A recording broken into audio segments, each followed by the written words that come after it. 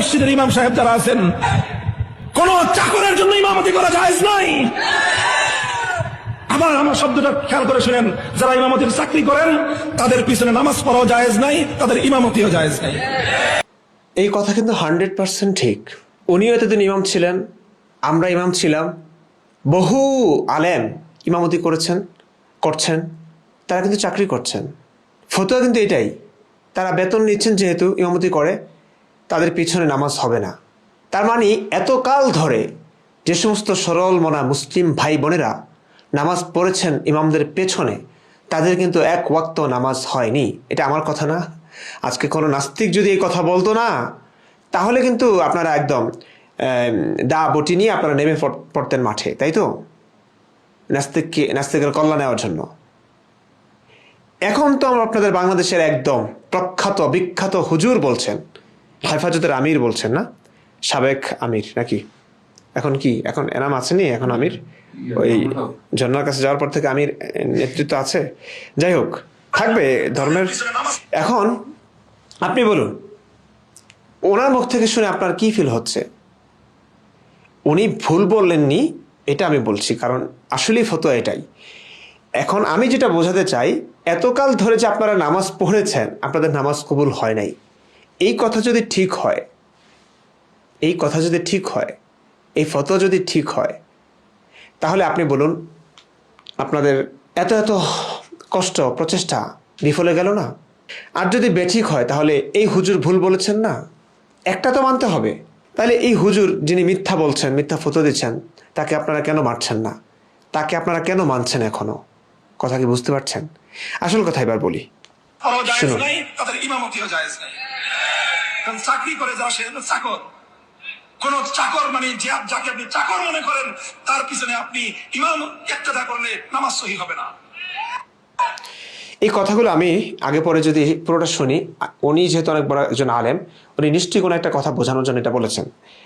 পুরো ভিডিওটা আমার কাছে নাই, আমি অন্তত এটুকু বলতে পারি, উনি হয়তো বোঝাতে চেয়েছেন যে চাকর যারা আপনার পেছনে, মনে করেন আমি একজন ইমাম, আমাকে মানুষ কি ভাবছে, ইমাম ভাবছে নাকি চাকর ভাবছে? অধিকাংশ মানুষ চাকরই ভাবে, কারণ ইমামতি করে আমি টাকা নিচ্ছি ভাই। আমি ইমাম বলতে কি, ইমাম মানে নেতা মানে তার অধীনে মানুষগুলো আছে, তার নেতৃত্ব মেনে নিয়েছে। এখন অধিকাংশ মসজিদের অবস্থা এরকমই যে ইমামকে বেতনভুক্ত একজন কর্মচারী মনে করে, একজন চাকরিজীবী মনে করে। তো তাদের নামাজ কিভাবে হবে? নেতা মানে তো নেতা হওয়া উচিত। উনি বোঝাতে চেয়েছেন হয়তো বাংলাদেশ যখন ক্ষমতায় আসবে, ক্ষমতায় আনার জন্য মানে ক্ষমতায় হুজুরদের থাকতে হবে, তখন না হুজুররা নেতা হবে, মানুষও ভাববে তারা নেতা, মানে কারণ মানুষের পক্ষ থেকে টাকা নিতে হবে না, তখন রাষ্ট্র বাইতুল মাল থেকে তাদেরকে ভাতা দেবে, তখন একটা সম্মান থাকবে, নেতার মতোই থাকবে, কারণ মানুষের কাছ থেকে দু চার পয়সা নিতে হচ্ছে না, হ্যাঁ, যেটাকে চাকরি মনে হয়। তখন তারা নেতৃত্ব সুলভ আচরণ হবে এবং মানুষও তাদেরকে নেতা বলে মনে করবে। তখন হবে আসল কাহিনী, মানে তারা যে ইমাম, আসলে ইমাম হয়ে থাকবেন তারা, তখন নামাজ রোজা সবকিছু কবুল হবে এদের পেছনে। বুঝতে পারছেন?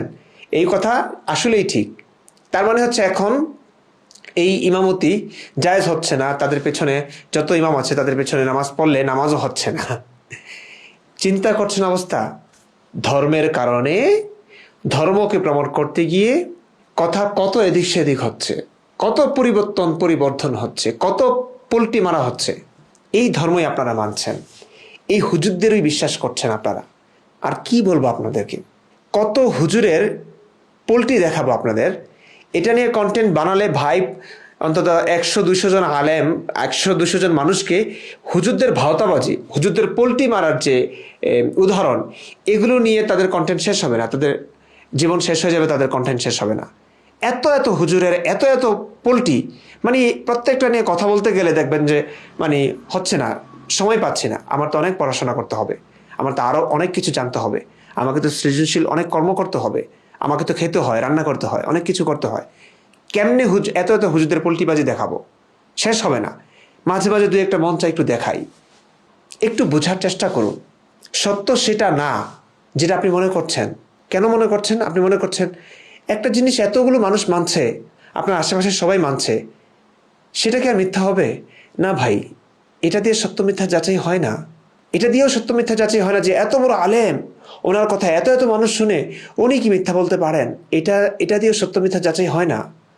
সত্য মিথ্যা যাচাই করতে হয় যুক্তি দিয়ে, বুদ্ধি দিয়ে। আপনারা সেটা করছেন না। আপনাদের মাইন্ডসেট এভাবে হয়ে গেছে যে উনি অনেক বড় আলেম, নিশ্চয়ই বুঝে শুনেই বলবেন। ওনাকে অনেক মানুষ শুনে, তার মানে নিশ্চয়ই উনি সত্য কথাই বলেন। ডাক্তার জাকির নায়েক, পুরো বিশ্ব তাকে চিনে, উনি কি আর মিথ্যা বলবেন? একটা মানুষ কান্নাকাটি করে বলছে, আবেগপ্রবণ হয়ে কথা বলছে, ওনার চোখের পানি যার আসছে, তিনি কি মিথ্যা কথা বলতে পারেন? এমনটাই ভাবনা, তাই না? হ্যাঁ, চোখে পানি নিয়েও মিথ্যা বলা যায়। কিছুদিন আগে দেখেছেন না, ওই যে মহিবুল্লাহ। আসসালামু আলাইকুম রহমতুল্লাহ। আমি অনেক